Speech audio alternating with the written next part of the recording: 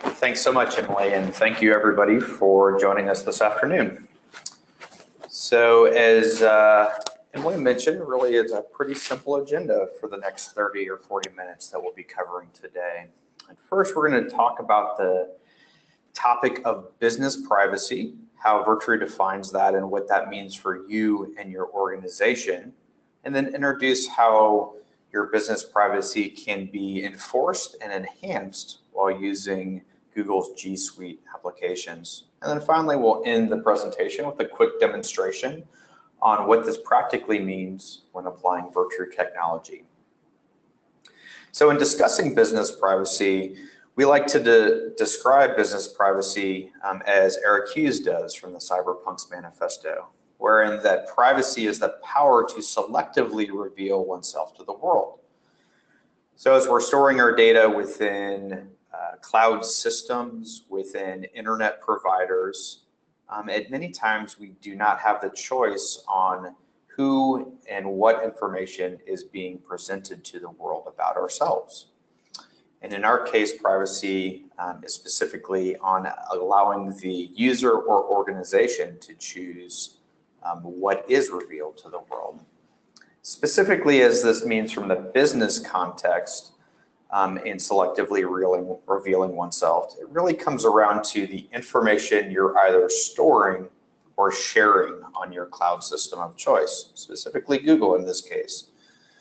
So as we're sharing information outside of our Google domain, how do we safeguard or protect that 5% of data that you're running your business on that you don't want revealed outside of your organization? How do you present this and share this without losing control of that information? Or after you have shared an email, for instance, how do you ensure that that is only accessed by the original parties that you intended them to? Or in certain situations, as we're using cloud providers, we may not want to store specific information that is very sensitive to our organization on those cloud providers. This may be for regulatory reasons. Here in the United States, we have specific regulatory requirements around data that's under export control, or HIPAA data, or criminal justice data that has specific regulations on how we control and store and send that information external to our environment. So business privacy in this context will either be regulatory or enforcing privacy above and beyond that. So the good news is the platforms that are available to us and that we are choosing to run our businesses on are becoming more and more secure. There's just a few quotes around some great announcements over the past several years of solutions that we use to run our businesses on, around specifically around things like customer hosted keys, which Box announced with the KeySafe offering. How Google increasingly is offering more and more security options around cloud security, whether it be through their enforcing of TLS connections for emails, their various offerings around Google Cloud Platform. Microsoft with the Office 365 platform is increasingly adding protections around that. And of course, Amazon with their cloud services around that. So there's great news around providing secure platforms and providing them. But this is still a challenging environment, and even the cloud platform of choice, there are still considerations that you as an organization need to consider when you're storing your data on these platforms. The first one is that we're all familiar with from an IT standpoint is that there is no longer a perimeter around our data and our environments that we're used to controlling. The firewall, if you will, just doesn't exist anymore because we have our data sitting on various cloud platforms of choice. So that perimeter is no longer available to us to protect because we have multiple systems and multiple mechanisms to protect that. But the concept of sharing is not going away because as we interact with our customers, as we interact with our partners, we're sharing more and more of our data elements across these environments. And the attacks that we're seeing are growing more sophisticated. The phishing attacks, direct penetration attacks, Seems every day with the elections, we were seeing various attacks from either hacktivists or specific hackers that were going out for political motivations around and after our data sources. So in reality, in this world of cloud systems, an environment where we're sharing more and more data and we have more adversaries in our environments, really protecting your business privacy as an organization comes down to multiple elements. And we view this as a layered approach that should be and must be enforced to protect that most sensitive data. The good news is if you're attending this webinar, you're most likely a G Suite customer participating or anticipating using G Suite. And Google provides an incredibly secure platform, not only with their storage systems, their access controls, how they handle, how they protect your data around that. Hundreds of engineers are helping you protect your data and making this a cost-effective approach where our on-prem Exchange servers were a lot difficult for us to manage. Which is great because as you're sharing data within this ecosystem, you have all sorts of protections available to you. But as you're sharing with your partners and your customers outside of this ecosystem, you need to consider what are the controls that you can put in place around this. And this is why we view this as a layered approach. On the bottom of this, we start with encryption technologies. So above and beyond client-side or above and beyond server-side encryption, are there additional layers of protection around encryption of the data sets that you can consider and should be using? On top of that, once we share data, what access controls are available to you outside of your domain? And then finally, what are the human elements involved around data loss that you can introduce on top of the already secure G Suite platform? And so we're going to explore these three concepts further next. So let's start with encryption. So encryption, we'll start with some various aspects or different ways that are available to you today with various vendors or with Google by default. So at its core, the G Suite platform provides great encryption technologies around SSL or TLS, depending on the type of connection or server we're discussing. So anytime you see the lock in your browser, when you're in your Chrome browser, you're communicating with Gmail and that HTTPS communication, we know that this communication mechanism between you and the G Suite platform as a sender or a customer is encrypted. And then Google also offers ways to enforce encryption from an administration standpoint between servers and your external email servers as you're delivering email. One of the downsides of only relying on this approach to protect your business privacy, however, is that what are the servers in between this? After it hits the recipient's email servers, are there additional email servers that this is hitting? So you can control the initial hop of the communications, but the question becomes, how do you then protect the email in transit or the attachments as they go along within the environment? Portal-based encryption is another technology that's been around for a long time. This is a technique where if I'm sending an email, attachments associated with this, they then would be shared and uploaded into a portal using typically a symmetric-based encryption. And then for those recipients that are receiving that email, you will then be giving them access to that message there. But if we think of the terms of business privacy, are we okay as an organization by uploading our most sensitive business information to a portal environment that is out of our control? The third flavor of encryption is client-side encryption, whether this be a technology like Virtru or an S-MIME or a PGP-like technology. In our view, this is the ultimate protection against your business privacy because you as the sender, as the organization, have the ability to control access not only from your cloud providers, each of the recipients and everybody in between by ensuring that only authorized parties are able to access that content, even shared when beyond your domain. When considering all of these approaches, the key aspect when you're thinking about encryption technology is who has access to encryption keys and how are you managing those as an organization?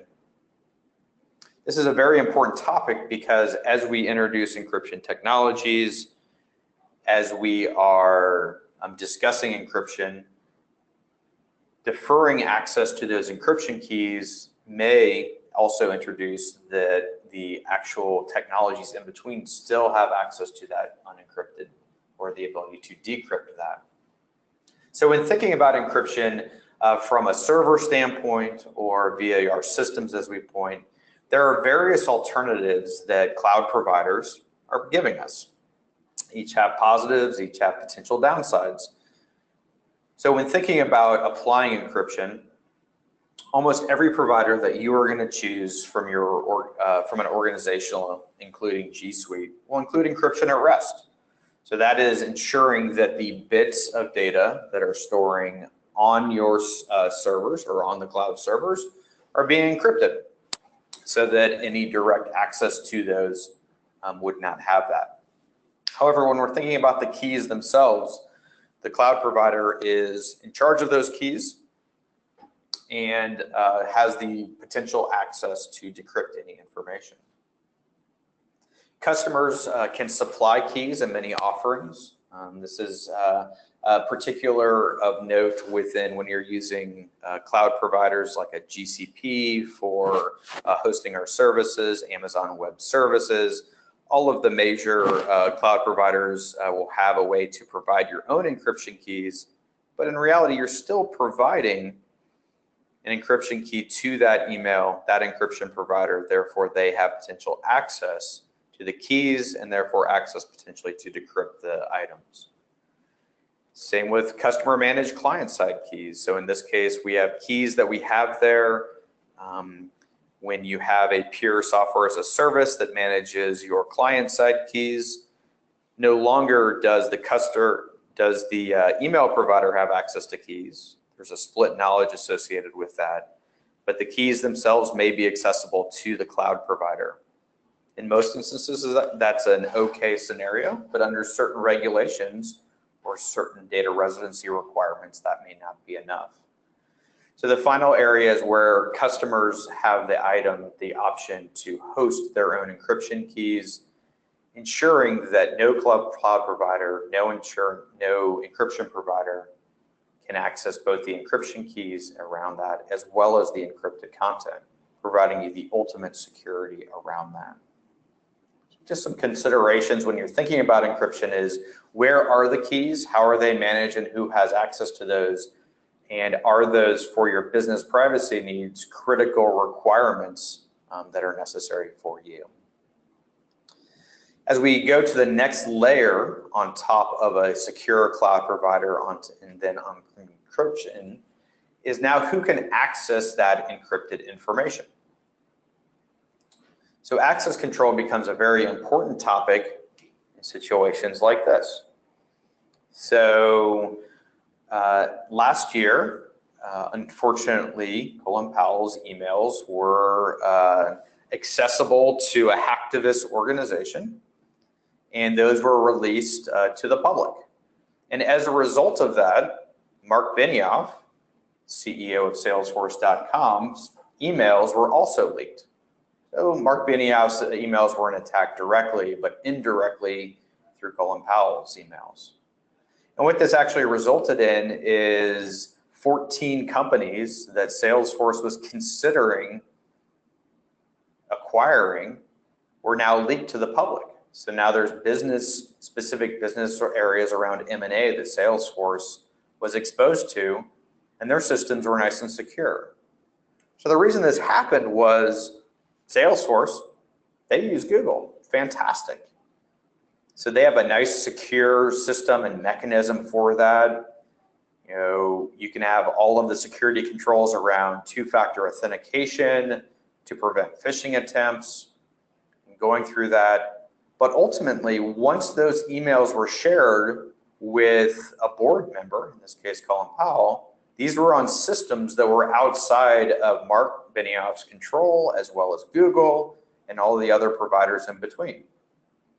So these emails were now available to the world because there was not protection associated with them around that. So access control, once data leaves your domain, it's a very important aspect to consider there. So some topics around access control are, when I have an email, do I have additional capabilities that I can introduce around those emails? Ensuring only the authorized recipients are able to decrypt those messages. Being able to expire access to emails.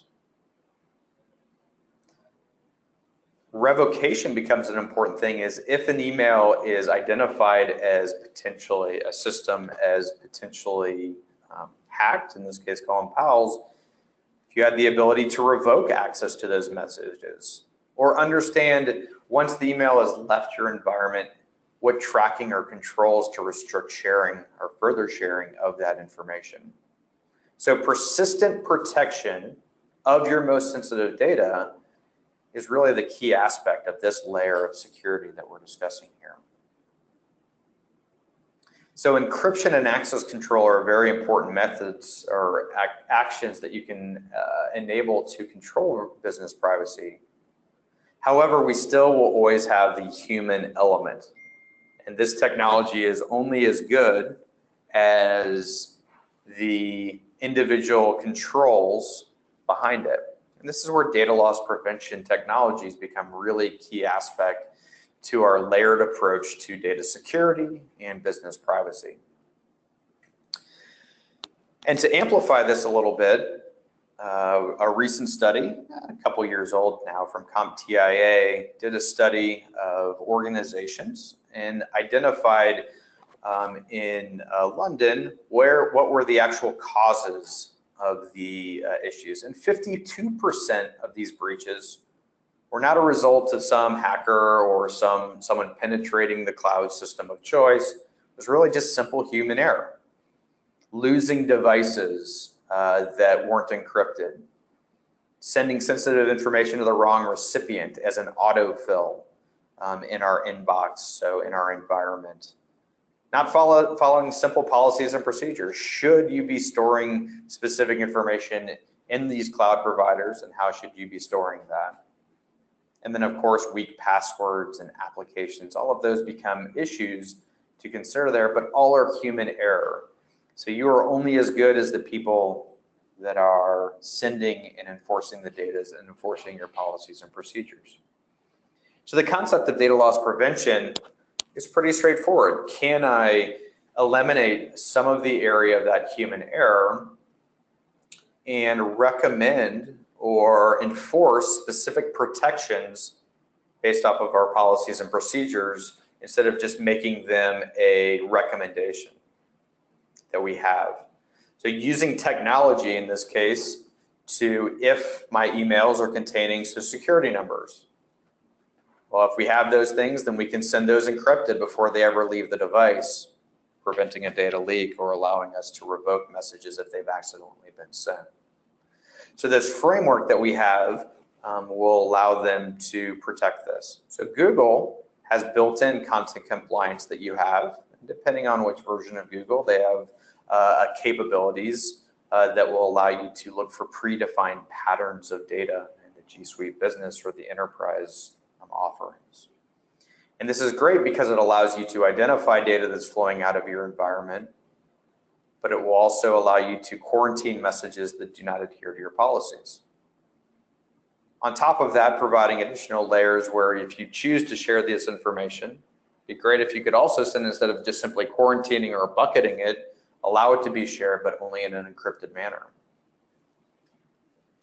So as we think about this around DLP, basically introducing compliance for your organization, whether it be regulatory compliance or compliance to your policies and procedures, by identifying elements that you're sending that are most critical to your information and choosing what actions to take or what actions you'd like your employees to be taking as part of this. So in this case, we've got examples of just some common information that we would see that we would want to be choosing to warn users or require users to encrypt messages on their behalf. So as we think about the layered approach of encryption, having a layered approach for protection of your business privacy, at the core, we view a solid cloud platform and then adding layers on top of that of encryption, access control, and data loss prevention. And what Virtru enables you to do is have all of that in one single package from your standpoint. So what Virtru provides is we provide the additional layers on top of Google's platform. And we are recognized as number one, Google's partner for encryption and to provide encryption in the Google recommended program. Additionally, this is such an important topic that we were named Partner of the Year in 2016 in providing this level of business privacy on top of this. So practically what this looks like is an additional layer of control on top of Gmail, Drive, and then AODocs environments around that, allowing you as a sender to maintain access controls of each of the emails that you send that are encrypted. And then you as administrators, the ability to enforce DLP from the client side to ensure that no third party, including Google, including Virtru, or any software in between or individual in between that is unauthorized cannot access that unencrypted content. So the best way to understand how we help protect this is really to understand and see this in action. So we're going to do a quick demonstration to show you how and what this looks like from the user's perspective in sending encrypted emails and revoking those. But the key I want you to focus on is as we add this additional layer of security, the intention is not to add a very complex, hard to use environment, but make sending encrypted content as easy to use as flipping a switch. And then control mechanisms, both from the sender and the administrator controls, allowing you to handle that. Why don't we step through that now by stepping through a quick demonstration of Virtru within the G Suite environment. So practically what Virtru looks like is going to be a client. In this case, we're in a Chrome browser. And the Virtru, what is happening here is the Chrome extension that allows us to hook into the native Gmail experience. If I'd like to send an encrypted communication, it's as simple as turning Virtru protection on. And this will now give you a full set of controls over this email of who can access this email, how long this email is going to be active or can be decrypted, or we can even enforce content protection around PDF watermarking, ensuring that none of your information is ever downloaded outside of the environment. So in this case, I'm going to send something I would normally never share outside of my G Suite domain is some HIPAA data. As we have some benefits information with Sam Rockwell within our environment, I'm going to send this to someone internal to my domain. Additionally, I'm going to send this one to Sam Rockwell themselves to make sure that they understand this. And then what I'm going to need Sam to do for me is to provide some health history associated with this. So we're going to include an attachment, a PDF attachment. And what we've done here is we have protected this email, the body, and the attachment immediately when we turn Virtru protection on. This has generated encryption keys on the client, and then are applying those such that when I hit the secure send button, this email is being sent with client-side encryption such that anytime I want to view this message, I must have access to those encryption keys. So as I go to my sent items here and show you the email that was sent across the G Suite servers, we can see the actual body of the email is sitting in this environment in its encrypted form. Okay. So at this point, the email that's sitting inside of Google's servers is just ciphertext. Google has no way to decrypt this message. The recipients aren't able to decrypt this message unless they have access to the encryption keys themselves. why don't we actually go step through that together as one of the recipients of the email. So this is the one user, I'm a secure, receive this HIPAA data as we have. I am a user of Virtru, so this is within my organization, Virtru Privacy, so I have the ability to decrypt this message if I'm an authorized recipient. And since I am an authorized recipient, I will be gained access to that encryption key and be able to directly decrypt that message in line. As I look at this attachment, either I can choose to download and decrypt this attachment, so then we can go handle this in our default viewer, or I have the ability to view this attachment directly by popping up a window in the secure reader, which will allow me to decrypt this attachment within the web session, and then go view and handle the attachment directly from there. But one aspect of the Virtru technology is we do not require our recipients to have installed Virtru or ever installed Virtru to be able to decrypt messages or reply to those messages. And so why don't we step through that recipient experience from a user that does not have Virtru installed. So we'll do a quick refresh of Gmail here. This is external from my Virtru Privacy domain as we have it.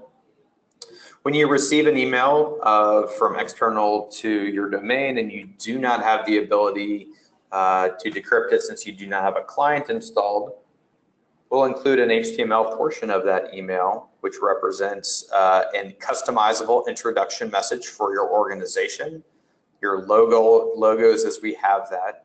But what we're going to ask the user to do is we will grant encryption keys if they are an authorized party to go decrypt this message.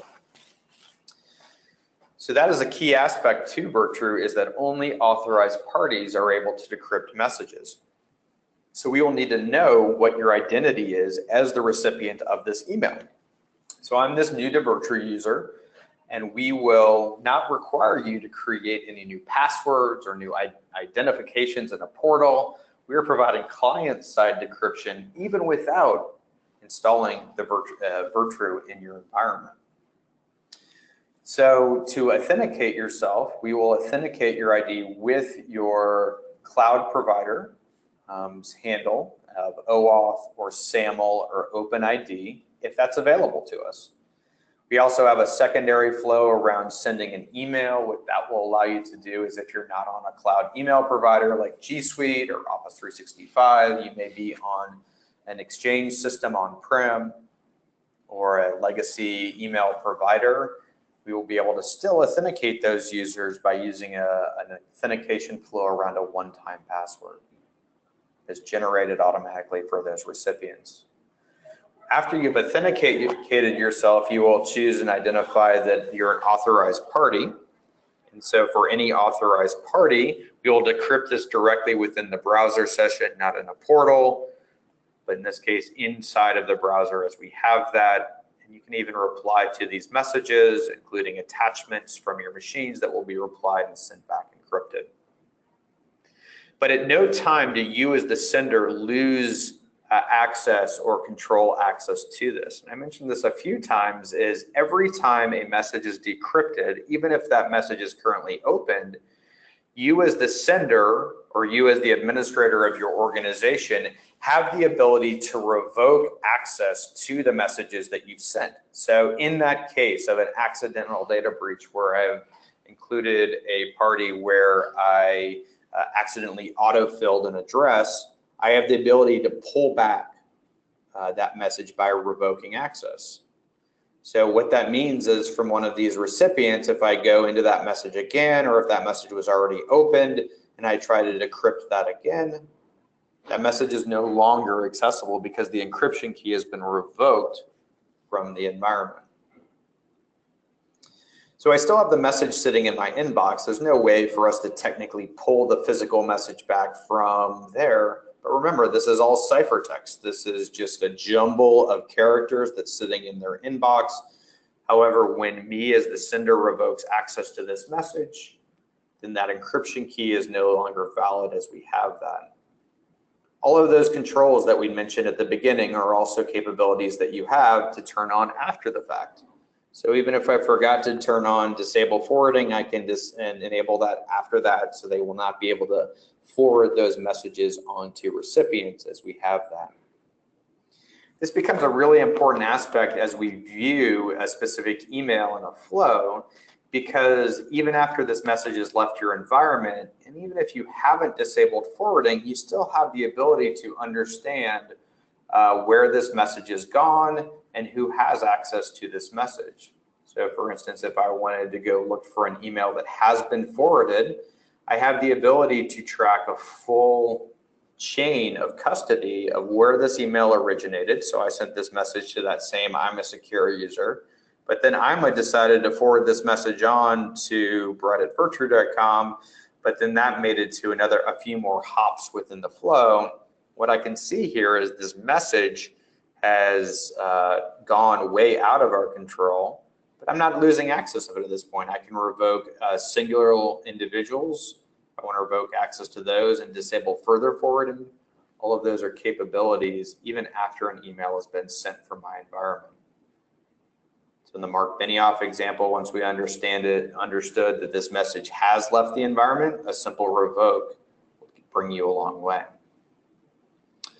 One concept also that we have available is the concept of a PDF watermark, and this allows for persistent control of PDF data that we have from within our environment.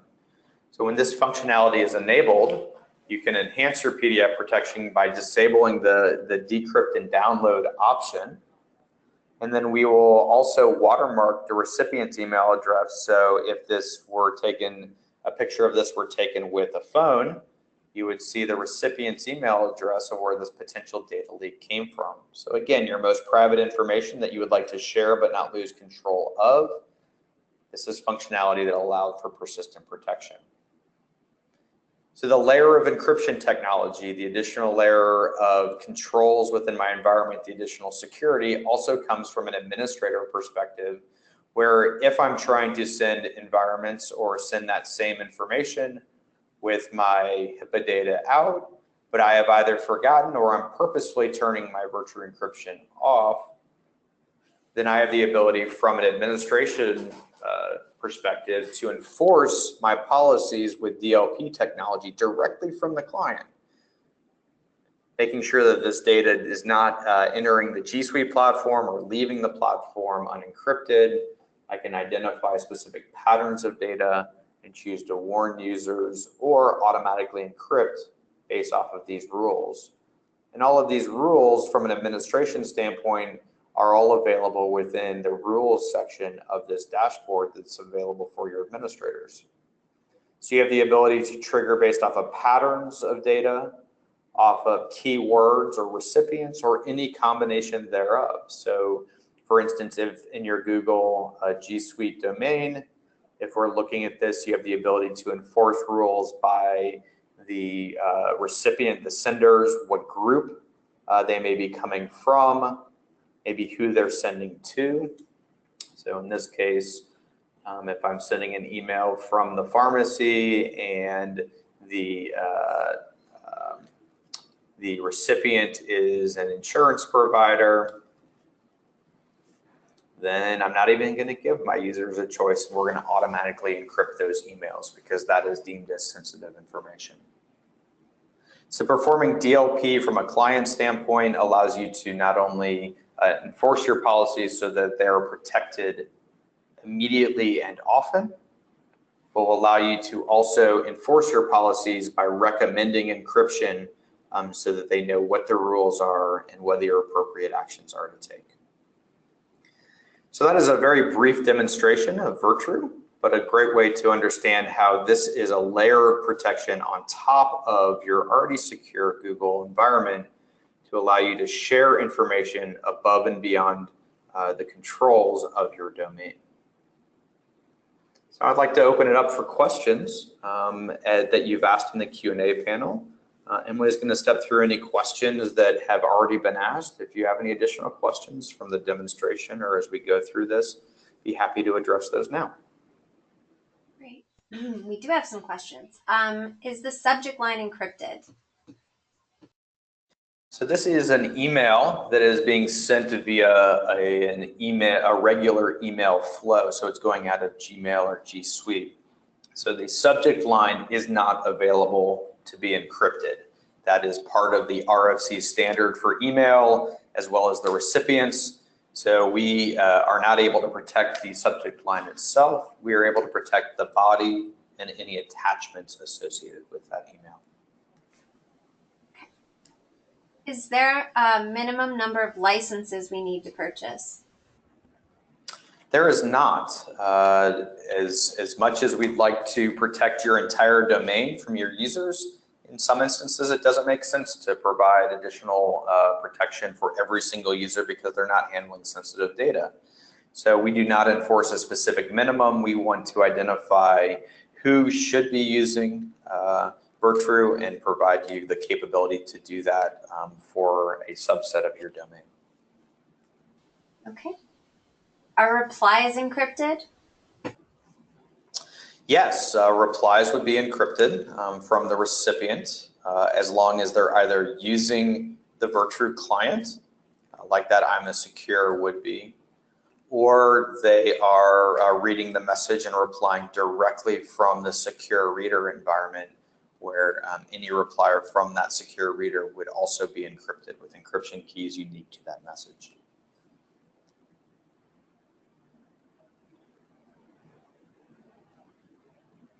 Okay. What about Drive? It says beta. We're interested in Drive encryption. What's the current status? Absolutely. So Drive Encryption is a beta product that's currently on our roadmap, and pretty excited about our Drive Encryption because we're partnering with Google to provide a great user experience for Google Drive. So it's currently a beta offering that we're having a limited scope for, but we're looking to protect files that you're storing within Drive so that you can not only upload those with client-side encryption, but then also provide a way to share those so that only authorized parties are able to handle that. Don't have an anticipated release date. Stay tuned. Over the next few months, we'll have a full GA date for that beta product. Is support offered to smaller users for implementation and maintenance? Yeah, absolutely. So depending on the size of your organization and your implementation and needs, we're happy to discuss what support we can offer. We have various support options and channels, whether it be our support staff at Virtru, we have implementation consultants that can help. Really, it comes down to the complication and the need for that. The good news is that we have lots of great support materials available too, including customer onboarding, recipient onboarding that we've already pre-built. If there's anything above and beyond that, we'd be happy to discuss that further with you. Okay. Once the non-Virtru recipient receives the message and authenticates, do they have to authenticate again when they receive a second email? No, the recipient, once they have authenticated themselves, has an option to remember them, and that will set a cookie that would be on that browser session that will be available for the next 30 days by default, not requiring them to authenticate over and over again. So after that period, we will choose to re-authenticate after the 30 days, and then they will have another 30-day cycle. They will not be required to do that. Are attachments scanned for Pi? Yes, so attachments are scanned for from a DLP standpoint. So you will have the ability to scan those attachments for content and patterns of data and choose to enforce DLP based off of that. And then of course, at all times, anytime you turn Virtru encryption on, and those attachments will be protected with encryption keys and will go and never leave your client unencrypted. Is there a way to set a default expiration? It's It's a good question. So there is not currently a mechanism that we offer to do that. However, that is a functionality that we'll be adding to our DLP engine that will allow you to set default expirations, default forwarding policies, that PDF watermarking based off the presence of attachments. Those are some enhancements that the Virtru engineering team is currently working on. Great. Let me just see here. So many questions. What is experience for mobile device users who've not yet authenticated and aren't using Virtru? Yeah, so a mobile device user will be precisely the same as what we stepped through today, which has not installed our Virtru app. So if you do not have the Virtru app installed, you will receive that message and you'll see the HTML portion of that message. And then if they were to select the link to unlock the message, then they will launch a browser session. So either the Safari or the Chrome browsers if you're using a default browser within there. And then they will authenticate and be able to decrypt directly on the mobile phone in the browser session with there. If you are a mobile user that has installed a Virtru app, Virtru provides clients for both Android and iOS that will allow you to decrypt and send new encrypted messages directly from your mobile device. So in that case, if you've received a message and you're reading it within your Gmail app or your mail app of choice, that will launch and decrypt the message directly within the Virtru apps that you have installed personally, or you as an organization have deployed via mobile device management to your devices. Okay, thank you. Regarding Drive, you mentioned files that you upload. Will you provide encryption to native Google Docs? So for native Google Docs, those aren't a traditional file format as we all know. So Google has some amazing technology that I'm using right now with slides. Sheets and docs, of course, are additional formats. So we are providing the ability to convert those files into a shareable format and encrypt those versions of the files. But providing client-side encryption for the interactive files, sheets, and docs that we have will not be available as part of our initial GA offering. Something that will need additional assistance and functionality from Google to be able to provide that and still be able to provide all of the interactive features that we know and love about the Google Drive formats. Does Virtru work with Google Inbox? Virtru does not currently work with Google Inbox. We are with the native Gmail environment. We continue to do that within that environment. Love to hear how many users of the Inbox environment that you all have, and we are gathering that information, determining whether we will provide a client for Inbox or not. But at this time, as Google continues to roll some of the great features of Inbox back into Drive, we'll continue to provide that Gmail interface. Great. Are users able to open encrypted emails offline, and how are offline emails revoked? So the answer to that is you are not able to decrypt messages if you are offline. And if you go offline and you have a message opened, we will disable access to that message currently.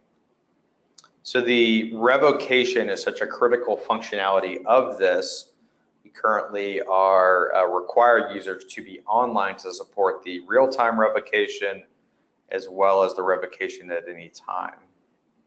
That is something that we are working with our largest customers on potentially adding the ability to cache or store those keys based off of specific requirements, but at this time, offline access is not available to you for encrypted content.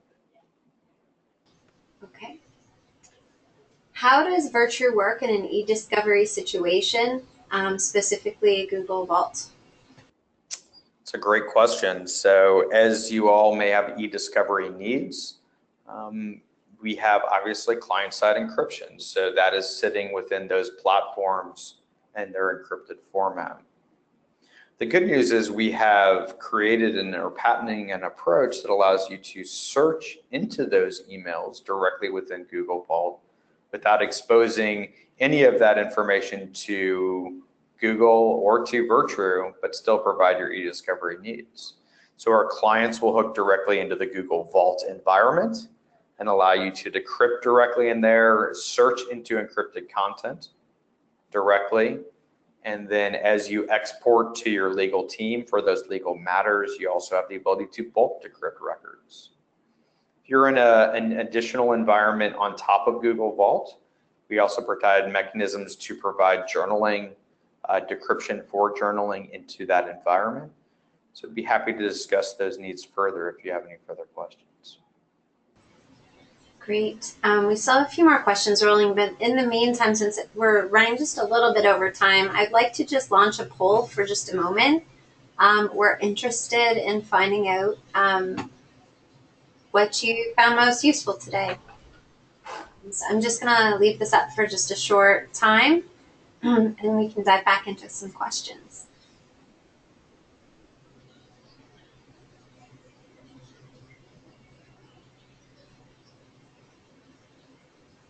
All right, leave this on for just a few more. Thank you, everybody, for taking a moment to answer.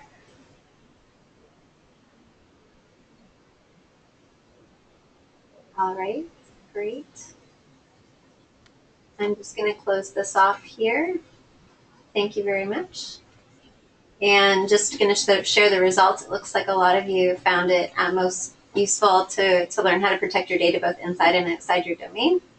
So that's great. And we'll just dive back into questions here. Where are keys hosted? So with Virtru, you have a few different options. Our base software as a service offering, we host those keys on your behalf, and you manage access to those keys. Those keys are hosted within the US data centers. In this case, Amazon Web Services is our platform of choice currently for the Virtru software as a service.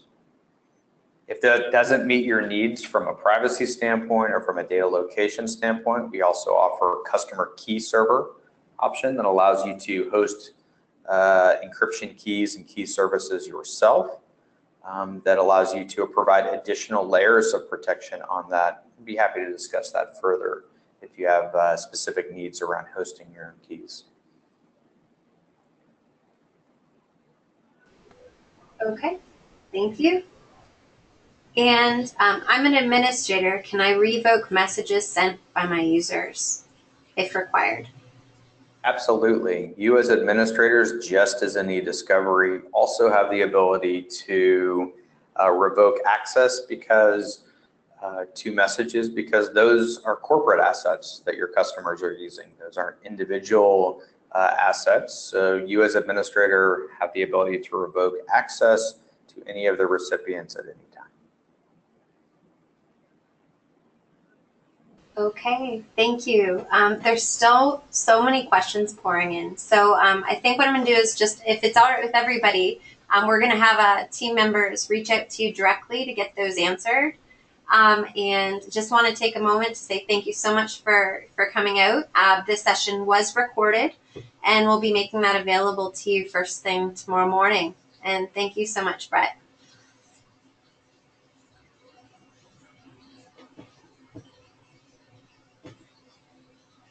All right. Well, thank you so much, everybody. Have a great day. Thank you. Bye-bye.